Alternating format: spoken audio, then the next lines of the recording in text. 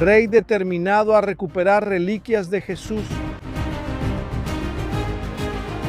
obsesionado con la idea de justicia predicada por el Maestro de Nazaret. Considerado santo aún en vida, incluso habiendo tenido cierta dosis de crueldad, una de las canonizaciones más rápidas en la historia de la Iglesia.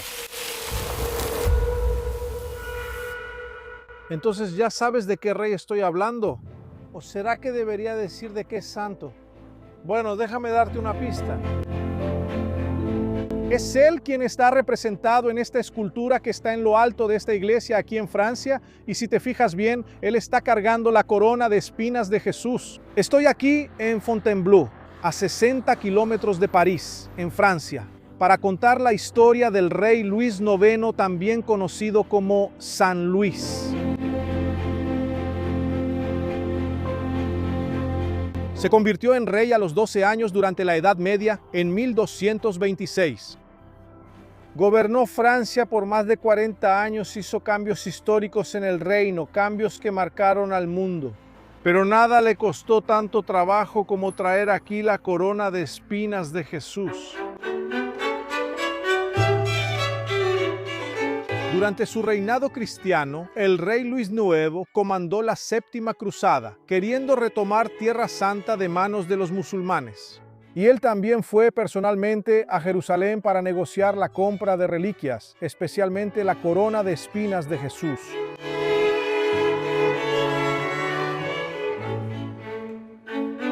Fue una negociación dificilísima con el emperador Balduino II. Fueron 2 años de idas y vueltas. Luis IX quería ser visto como el mayor monarca del mundo católico, y para eso gastó la mitad de todo el dinero que su reino recaudaba a lo largo del año.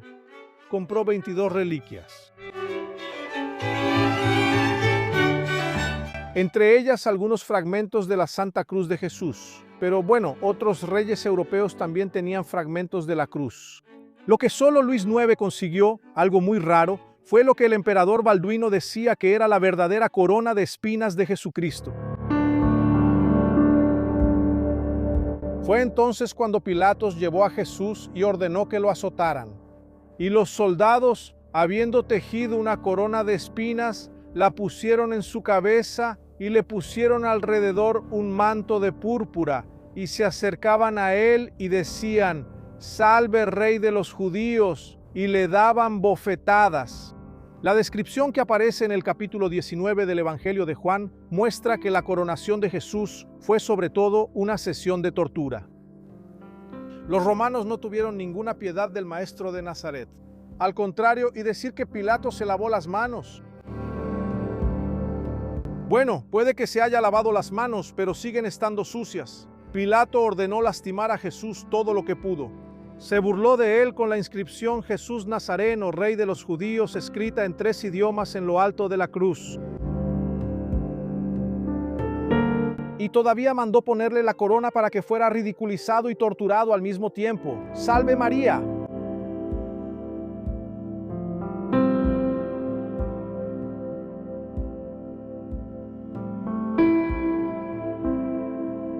Es curioso que un rey que era justo en casi todo lo que hacía, quisiera tener aquí en su reino el instrumento de tortura usado por los romanos para lastimar a Jesús. Pero sabemos que Luis IX quería tener una reliquia de primer grado, algo que es muy sagrado para todo cristiano, algo que estuvo en contacto con el cuerpo de Jesucristo. En este caso, más específicamente con la sangre sagrada de Jesús en el día de su crucifixión, pero al mismo tiempo podemos entenderlo como un acto simbólico, porque Luis IX ordenaría disminuir drásticamente la tortura que todavía ocurría aquí en Francia con mucha frecuencia. Y en realidad, al tener en su poder el instrumento de tortura usado por los romanos para matar a Jesús, tal vez el rey también quisiera decir: «Basta de tortura».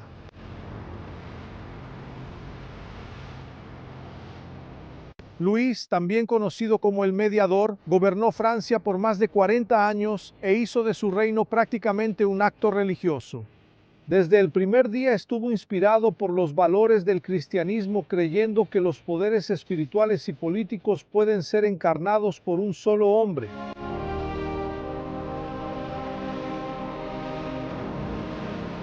Y al mirar el mundo como cristiano, Luis IX también buscó ser el rey justo, en el sentido más amplio de la palabra justicia. Y ahí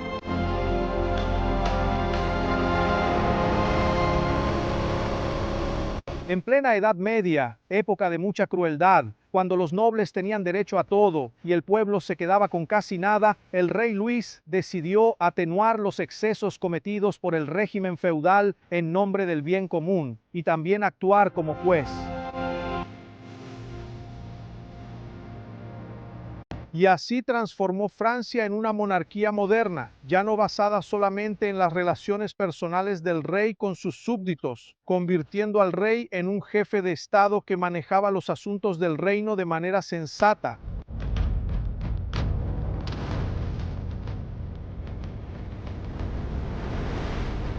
El rey Luis IX tenía un sentido de justicia muy agudo e hizo grandes modificaciones en los tribunales franceses. Incluso implementó conceptos jurídicos que perduran hasta nuestros días. Creó una cuarentena para evitar guerras, es decir, cualquier conflicto entre dos aldeas o dos familias, lo que fuera, tenía que esperar 40 días antes de ser discutido. Era una forma de obligar a las personas involucradas en la disputa a reflexionar mejor y, quién sabe, encontrar formas pacíficas y justas de resolver esos conflictos. Todavía en el siglo XIII, Luis IX determinó que cualquier persona acusada de un crimen debía, antes que nada, ser considerada inocente. Ese concepto llevaría a otro, también usado hasta hoy, la idea de que la carga de la prueba recae en quien acusa.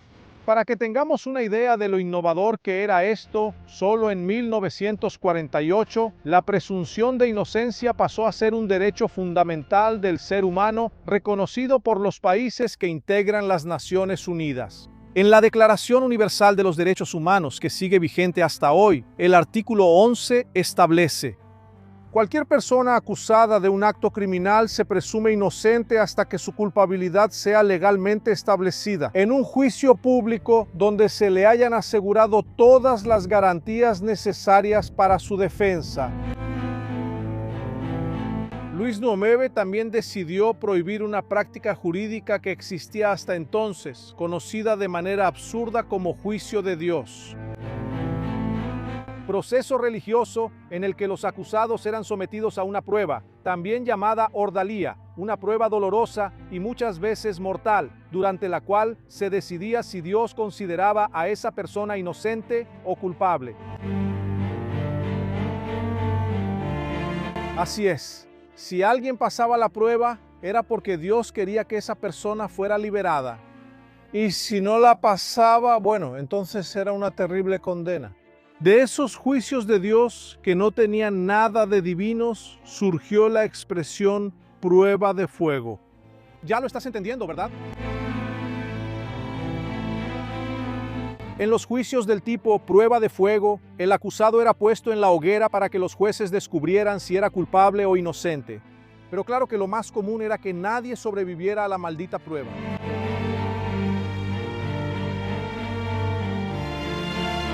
El rey Luis IX determinó el fin de las pruebas de fuego y existía todavía otra ordalía que dio origen a la expresión meter las manos al fuego. Ahora que ya conoces la historia, ¿meterías las manos al fuego por alguien? Por la ordalía del hierro al rojo vivo, el acusado cargaba una barra de hierro incandescente durante 9 pasos. Después de eso, la mano era vendada en una bolsa de cuero sellada por el juez.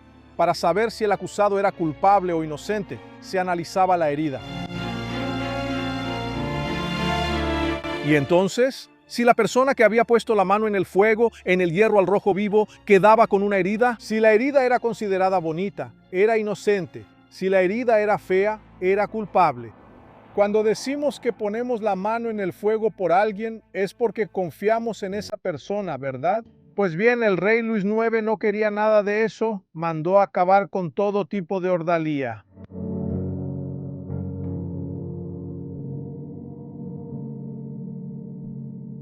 A pesar de la gran preocupación que él tenía por la justicia, hoy, con el privilegio que nos da la distancia histórica, al mirar el reinado de Luis IX, es imposible cerrar los ojos ante las injusticias que él cometió, y casi todas fueron contra los judíos. En ese tiempo había un gran resentimiento entre los cristianos por la acusación de que fueron los judíos quienes mandaron matar a Jesús. Y siempre vi una incoherencia en eso. Me pregunto, pero Jesús, los apóstoles, los discípulos, todos, ¿no eran todos judíos? Pero la realidad es que el odio persistió y más de un milenio después, el rey Luis IX mandó perseguir a los judíos aquí en Francia. Una de las decisiones más terribles de Luis IX fue la orden de que los judíos fueran convertidos al cristianismo a la fuerza. Y para eso tomó varias medidas. Entre ellas, mandó quemar el Talmud, el libro de anotaciones rabínicas tan importante en la tradición judía. Y obligó a los judíos a usar un arruel o pequeño círculo de tela que era cosido en la ropa de los judíos para que fueran reconocidos y discriminados por las calles de Francia.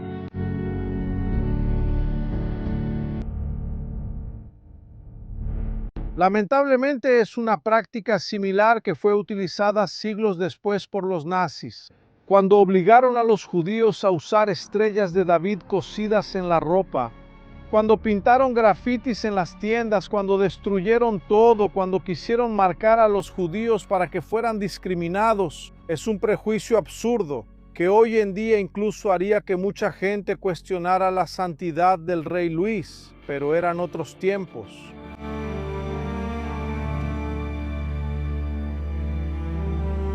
Y es innegable que una cuestión central en la vida del rey Luis IX eran los acontecimientos que marcaron los últimos días de Jesús. No por casualidad, ante las dificultades que los cristianos enfrentaban allá en Tierra Santa, él sintió el llamado, decidió liderar a más de 30,000 caballeros y dejar Francia para ir a Tierra Santa, reconquistar los territorios que un día pertenecieron a los cristianos, ir a la tierra, territorios cristianos que estuvieron relacionados con la historia de Jesús. Y entonces el rey Luis lideró a los caballeros hospitalarios, caballeros templarios, su ejército, y fue acompañado de otros reyes con sus caballeros de Europa, y fue a Jerusalén para hacer la séptima cruzada.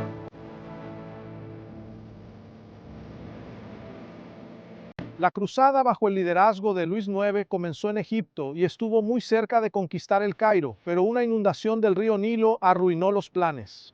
Los musulmanes tomaron las provisiones de los cruzados y ellos enfrentaron hambre y enfermedades graves.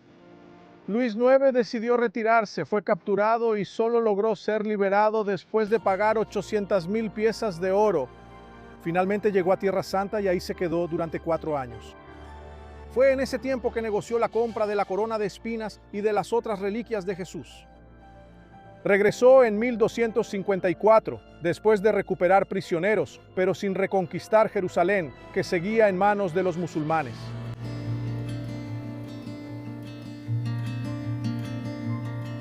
Después de recuperarse de una enfermedad grave aquí en Francia, el rey Luis IX recuperó sus fuerzas y decidió salir una vez más en misión. Partió en la octava cruzada. Él simplemente no sabía que jamás volvería aquí a Francia.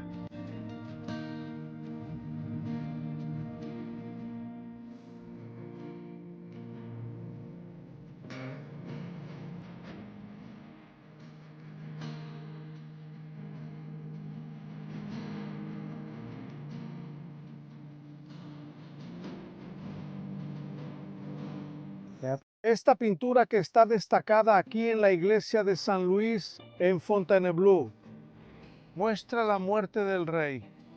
Es interesante notar que él no está en Francia, ni en ninguno de los castillos donde se esperaría que ocurriera la muerte de un rey. El rey Luis está en su lecho de muerte en Túnez, donde de hecho murió durante la octava cruzada. Podemos ver a su alrededor a muchos caballeros, incluidos los cruzados que lo acompañaban, claro, hospitalarios y templarios presenciando la muerte del rey. Y es interesante ver que está rodeado de personas queridas. Pero el escenario es claramente un campo de batalla, el rey muerto en un campamento de batalla. Vemos al fondo a una persona religiosa que parece un obispo o tal vez incluso el papa. y todos los caballeros alrededor, lamentando la muerte del rey Luis IX, que ellos aún no sabían, pero muy pronto se convertiría en santo. A lo largo de todos estos años surgieron muchas teorías sobre la causa de la muerte del rey Luis IX. Pensaron que él había muerto de peste bubónica, tal vez de disentería o incluso de tifus, enfermedades comunes en aquella época. Solo recientemente, en 2019, decidieron hacer pruebas de laboratorio con los restos mortales del rey. Y ahí concluyeron que murió de escorbuto, una de las enfermedades más frecuentes en los campos de batalla de aquella época. El escorbuto que mató al rey Luis IX surge de la carencia de vitamina C, lo que causa problemas graves en las encías, dificulta la cicatrización de heridas y puede llevar a la muerte por hemorragia. Muchas otras obras de arte retrataron la muerte del rey que se volvió santo, y en todas ellas vemos una gran conmoción.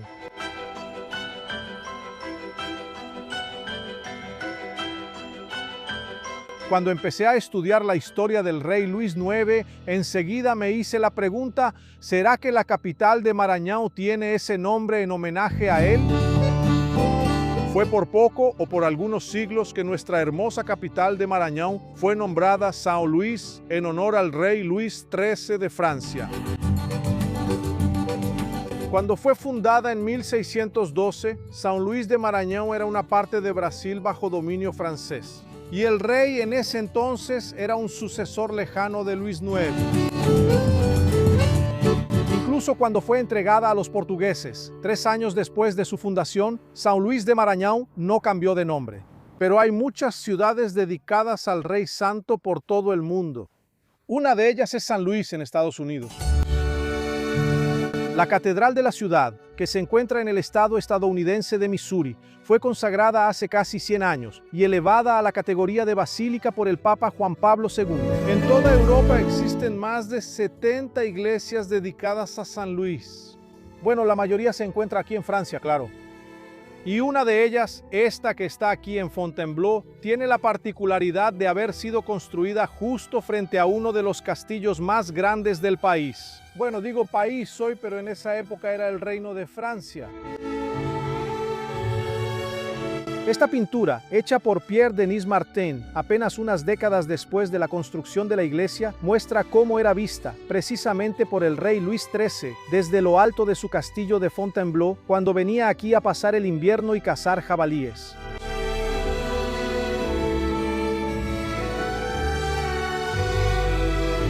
El rey que se volvió santo dedicó gran parte de su vida a la religión y mandó construir muchas iglesias. Una de ellas, para mucha gente, es una de las más bonitas del mundo. La Sainte-Chapelle fue construida en una zona muy noble de París, precisamente para albergar las reliquias de la Pasión de Cristo, los fragmentos de la Santa Cruz y la corona de espinas de Jesús, que después terminó siendo trasladada a Notre-Dame de París. La gran obra, hecha por encargo de San Luis, tiene 1113 vitrales con escenas del Antiguo y del Nuevo Testamento. Algunos miden 15 metros de altura, y en medio de esta maravilla del arte de los vitrales, vemos imágenes del rey que la construyó.